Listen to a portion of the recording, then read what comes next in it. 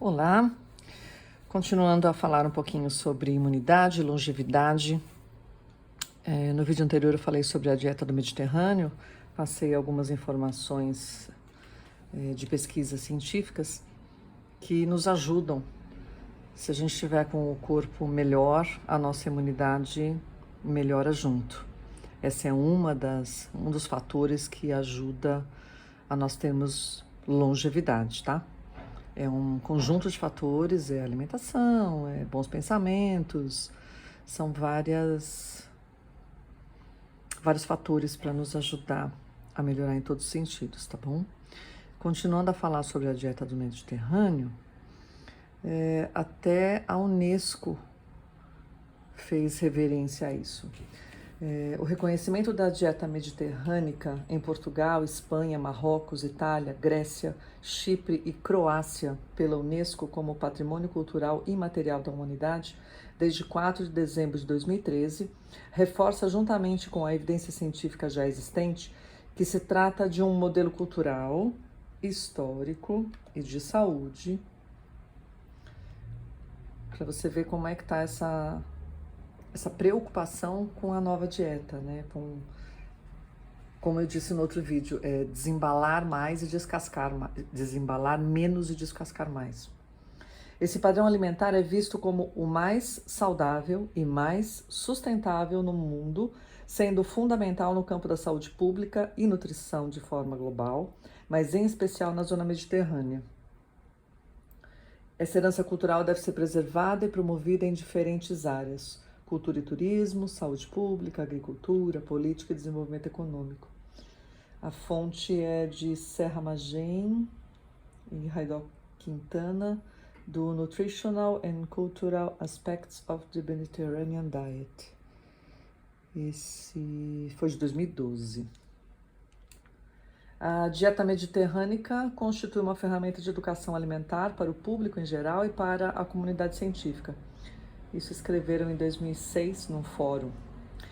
Será importante conhecer os seus princípios para melhor interiorizar os seus conceitos. A pirâmide da dieta mediterrânica funciona como um bom guia para a promoção de estilo de vida saudável, onde se privilegia consumo de alimentos de diversos grupos, dando especial importância às proporções e frequência de ingestão. E aqui eu consigo passar para vocês algumas indicações, tá bom? Na pirâmide da dieta mediterrânica, a base dela, eles comentam sobre atividade física regular, descanso adequado e convivência. A segunda parte da pirâmide fala de água e infusões. A terceira, 1 a 2 frutas, mais ou menos 2 porções hortícolas, que tem a variedade de cores, texturas cozidas e cruas. Azeite, pão, massas, arroz, cuscuz e cereais de preferência integral de 1 a 2 porções. Na terceira faixa, eles dizem sobre o que você deve fazer diariamente, né? Azeitonas, nozes, sementes de 1 a 2 porções, ervas aromáticas, especiarias, alho, cebola, menos sal, tá? Variedade de aromas e sabores. Em menor quantidade, laticínios, de preferência magros. E semanalmente você adicionar carnes brancas, 2 porções, peixe e pescados, 2 porções. Ovos de 2 a 4 porções e leguminosas secas, 2 porções. Também semanalmente, batatas, 3 porções, carnes vermelhas, 2 porções e carnes processadas, 1 porção. Vinho com moderação e essas porções devem ser baseadas na frugalidade e nos hábitos locais. Então, você vai sempre adaptar ao local que você está. Então, você não vai estar nos Estados Unidos e colocar para comer banana todos os dias. Então, você vai colocar a fruta do local. Tá bom? Em Portugal é utilizada a roda dos alimentos como guia alimentar para uma alimentação saudável.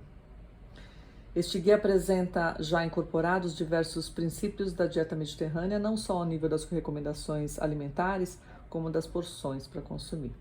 A roda dos alimentos é única, pois ao contrário da pirâmide, possui uma forma circular, que sugere um prato e as refeições à mesa e em grupo, típicas da cultura mediterrânea.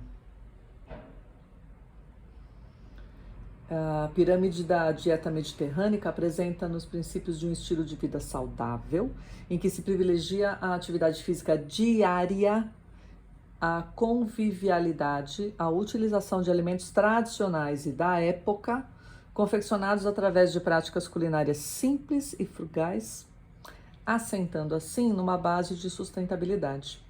As orientações alimentares presentes nesta pirâmide dividem-se segundo a frequência diária, semanal ou ocasional, que nem eu passei ali para cima de vocês. Na base da pirâmide aparecem os alimentos de origem vegetal, que fornecem um conjunto grande de nutrientes que ajudam a regular e proteger o organismo, proporcionando um bem-estar geral. Nos patamares superiores, concentram-se os alimentos que devem ser consumidos em menor quantidade e frequência, existindo mesmo os alimentos que devem apenas aparecer na alimentação de forma ocasional ou em festividades. Quer dizer, você pode comer várias coisas, umas diariamente, outras ocasionalmente, porque você vai numa festa, vai ter uma alimentação diferente, você pode sair da dieta de vez em quando. E na realidade é uma reeducação alimentar, né? A gente tem que mudar hábitos, a gente tem que trocar hábitos. Então vamos esmiuçar um pouquinho melhor aqui. Dieta mediterrânea vai falar o seguinte: ao longo do dia, águas, infusões, caldos. A água deve ser a bebida diária de eleição. Diariamente devem ser consumidos de 1,5 a 2 litros de água, mais ou menos 8 copos. A hidratação é fundamental para a manutenção do equilíbrio do organismo. Infusões, ele dá um exemplo de tilha, cidreira, limão, camomila, limonete, etc. Ou limoncello, né? Sem o álcool, né? Sem adição de açúcar, ou os caldos sem gordura ou sal. São também boas formas de complementar a quantidade de água e ingerir por dia. Então, ele contabiliza a água não só tomada, né, dos alimentos também, em média 2 litros por dia. Mas atenção, as quantidades de água necessária por dia poderão variar consoante a idade, o gênero, a atividade física, condições ambientais ou condições pessoais. Não vai exagerar na quantidade de água também, porque água em excesso também faz mal. Há estudos que dizem que se você ultrapassar um limite confortável de água, de repente a pessoa tomou de 6 a 8 litros por dia, ela pode causar uma inflamação no corpo, ela pode passar mal por causa do excesso de água, porque ela incha a célula. E pode causar dor de cabeça, pode causar diversas alterações no organismo. Então, muito cuidado com excessos em tudo. É bem raro, é bem difícil acontecer isso, mas sim, é possível. Bom, a cada refeição principal, você deve fazer um pequeno almoço. Almoço e jantar devem existir. Cereais. Exemplo, pão de mistura ou integral, massas de trigo duro, arroz, cuscuz, milho e outros cereais. Devem ser a principal fonte de energia durante o dia. Deve ser dada preferência a cereais integrais ou pouco refinados, uma vez que tem maior quantidade de fibra e de vitaminas, sobretudo do complexo B, e minerais presentes na casca, removida durante o processamento do cereal. Os produtos hortícolas e frutas, eles fornecem um elevado conjunto de vitaminas, minerais, fibra e água, fundamentais ao funcionamento do organismo. De forma a ser consumida diariamente, ele te traz minerais, vitaminas e aconselha-se o consumo diário de sopa e pelo menos uma porção de produtos hortícolas em cru. Então a sopa você vai fazer o cozimento e você tem a água dentro, né? Você tem os minerais, as vitaminas, mas também eles recomendam cru. Você comer cenoura crua, alimentos crus. O número de porções de produtos hortícolas e fruta a consumir por dia deverá ser 5. Então uma maçã, uma aveia, uma porção de aveia, então você vai somando 5 produtos. A fruta deve ser eleita a sobremesa mais frequente. Devem ser privilegiados os alimentos da época, pois tem maior riqueza nutricional, sabor e aroma. Em relação à fruta, gente, há muitos estudos que dizem que a fruta ela é muito rápida, metabolizada. Alguns recomendam você fazer a ingestão de fruta longe da refeição principal. Então, por exemplo, você tomou um café, tipo 8 horas, e você vai almoçar meio-dia. Então, quando for umas 10 horas que você está com o organismo, o estômago vazio, você fazer a ingestão de fruta. Porque aí você absorve melhor. Há alguns estudos que dizem que se você comer depois do almoço, você vai estar com a comida pesada, que demora a ser metabolizada, e depois você vai comer a fruta que você digere rápido. Essa fruta vai demorar para ser metabolizada pela comida que está antes. A comida anterior tem que ser metabolizada para depois você chegar na fruta, né? E eles dizem que ela pode fermentar e você acaba não absorvendo todos os nutrientes importantes da fruta.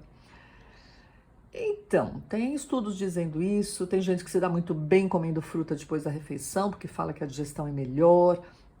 Aqui no Brasil a gente costuma comer feijoada com laranja. Quer dizer, tem gente que come abacaxi depois da refeição e a digestão é muito boa. Eu acho que vai muito de costume. Se você acostumou o seu organismo a ser assim, eu acho que você pode até tentar comer essa fruta também em outros horários e sentir no seu organismo a diferença. Porque cada caso é um caso, né? Então a gente vai adaptando também a nossa realidade. Não adianta você mudar demais que você cai fora da reeducação alimentar. Na refeição principal, você pode usar o azeite. Então, encontra-se no centro da pirâmide, devendo ser a principal fonte de gordura, pela sua elevada quantidade nutricional, uma vez que é composta por ácidos gordos monoinsaturados, vitamina E e beta-caroteno, o que lhe confere propriedade cardioprotetora. É uma gordura boa que eles chamam, né? O azeite, principalmente de primeira prensada, se você for usar cru, né? Ele resiste a temperaturas elevadas de aquecimento, pelo que deve ser a gordura eleita para os cozidos e para os temperos. Então, tanto cozido quanto cru.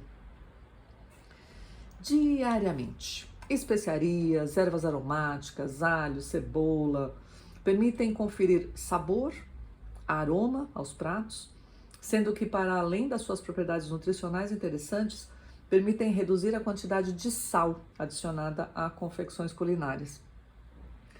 O sal, ele realça o sabor da comida. E se você colocar temperos, você vai ter Você não vai conseguir realçar, o sabor de um peixe, mas você vai mudar colocando especiarias para você deixar o peixe mais suave, ou mais adocicado, ou mais picante, para você diminuir o sal. Azeitonas, frutos secos e gordos e sementes. Fornecem um tipo de gordura saudável, para além de proteínas, vitaminas, minerais e fibra. São assim considerados um snack bem interessante para complementar uma merenda da manhã ou da tarde. Então, os frutos secos, você tem a tâmara, o damasco, você tem frutas que eles desidratam, que também é muito interessante, abacaxi, maçã, banana. E as sementes são as nozes, castanha do Pará, castanha de caju, que elas contêm a gordura boa, né? Mas é assim, gente, tudo com parcimônia. Você não vai pegar 100 gramas de castanha do Pará e comer como um lanchinho da tarde. Não, aí você vai pegar 2 castanhas, um damasco, você vai fazer uma coletânea de pequenos alimentos. Também diariamente os laticínios. Eles fornecem proteína de elevada qualidade e vitaminas e minerais fundamentais para o organismo, como o caso do cálcio e do fósforo, essenciais para a saúde óssea. Deve ser dada preferência aos produtos lácteos de baixo teor de gordura, de forma a reduzir a fonte de gordura de origem animal. Recomenda-se o consumo de laticínios 2 vezes por dia. Então, o iogurte, o queijo, esses petit suisse. Essa semana eu vi um chefe de cozinha falando sobre os danoninho, chambinho, né? Que a gente sempre pensou que era Danone, que era iogurte, que era Danone, desculpa, que era iogurte, mas lá tá escrito que é petit suisse, é um queijinho processado e muito nutricional para o dia a dia. Semanalmente devemos ingerir peixe, carnes brancas e ovos. A proteína de origem animal não deve corresponder a maior percentagem no prato, mas sim numa quantidade mais reduzida. O peixe deve ser consumido em maior frequência durante a semana, comparativamente à carne ou aos ovos, aparecendo pelo menos 2 vezes por semana. As leguminosas, por exemplo, né, o feijão, os grãos, as lentilhas, ervilhas, são bons fornecedores de fibra, minerais e vitaminas. Em conjunto com os cereais, são também uma boa fonte de proteína de origem vegetal, pelo que poderão complementar uma refeição principal. Semanalmente, as carnes vermelhas e as carnes processadas, tendo em conta a elevada quantidade de gordura de origem animal que possuem, devem ser consumidas em pequena quantidade e frequência, dando preferência a partes mais magras das carnes de porco, bovino, ovino, caprino ou dos seus derivados processados, o fiambre, o chouriço, o salpicão. As carnes vermelhas não devem aparecer. Aqui em cima eu acho que ele quis escrever salsichão, hein? Porque salpicão bom, salpicão pode ser que você mistura o frango, né, com maionese. As carnes vermelhas não devem aparecer mais do que 2 vezes por semana e as carnes processadas não mais do que 1. As processadas, então, são os presuntos, aqueles que eles falam de embutidos, né? As batatas podem aparecer 3 ou menos vezes por semana, dando-se assim preferência aos cereais como principal acompanhamento da fonte de proteína. Peixe, carne, ovo, leguminosa, são acompanhamentos, a batata. Semanalmente, os doces. No topo da pirâmide encontram-se os doces, normalmente ricos em gordura e em açúcar. Os bolos, as guloseimas, as bebidas açucaradas, açúcar simples, devem assim ser deixados apenas para ocasiões especiais e consumidos em quantidades pequenas. A par das recomendações de proporções e frequência de consumo de alimentos, a dieta mediterrânea traz também um conjunto de elementos culturais, de estilo de vida, de forma a ter hábitos saudáveis. Então, você vai cozinhar, você vai ter uma socialização, um descanso, uma sazonalidade, biodiversidade, ecologia, atividade física, convívio. Quer dizer, é uma mistura de vários fatores, não é só a alimentação. A saúde sempre foi vista como só saúde física, né? Porque a nossa saúde, aparece a doença e a gente vai correr atrás. Ao passo que ela deveria ser preventiva. Então, você faz diversas atitudes para você não ter a doença. E aí você não precisa remediar, entendeu? Então, você tendo um organismo bom, com uma imunidade boa, dando artefatos para que essa imunidade fique cada vez maior, para te levar a uma longevidade, você vai remediar menos. E essa é a ideia do e-book de imunidade para a longevidade. É você se cercar de boas maneiras, de várias atitudes, para que você tenha uma vida saudável. Quando você tem um organismo bom, uma mente boa, uma socialização, quando você está bem, ao seu redor fica bem e a sua imunidade melhora. Então você acaba não contraindo certas doenças que uma pessoa com uma imunidade mais baixa pegaria facilmente. Então cada vez mais estudos estão sendo feitos nessa direção. Uma outra informação importante é a respeito da gratidão. Quando a gente é grato pelas coisas, nós emanamos uma emoção, uma felicidade, um sentimento muito bom. Eu não sei se vocês já puderam ver uma pesquisa que um oriental fez sobre as moléculas da água. Procurem isso, tá? Ele comenta sobre um estudo que, resumindo, tá? Em 2 recipientes ele tem água. Num deles ele fala bastante palavras boas, amor, felicidade, e no outro palavras ruins, xingando, de baixo calão. Então a diferença de vibração das duas águas, dos cristais moleculares que são formados, é muito grande. A de boas influências é um cristal lindo, bonito, com imagens maravilhosas. Imagina isso no nosso corpo. Nós somos feitos de muito líquido. Então, quanto mais fatores bons agregarmos à nossa vida, melhor será a nossa imunidade. Na descrição tem o link para você entrar e ver sobre esse e-book. É na plataforma Hotmart, que é tranquilíssimo, eu já adquiri vários cursos lá. E é assim, você adquire, você coloca as suas informações, coloca o e-mail, e o acesso vem pelo e-mail. E você já acessa pelo seu computador, pelo seu celular, e ali já vem o e-book, você já vai pegando as informações, e é uma coisa sua, isso vai ficar para você para sempre, tá bom? Um ótimo dia, até o próximo vídeo com um pouco mais de explicações, tá bom? Sobre a alimentação. Bom dia!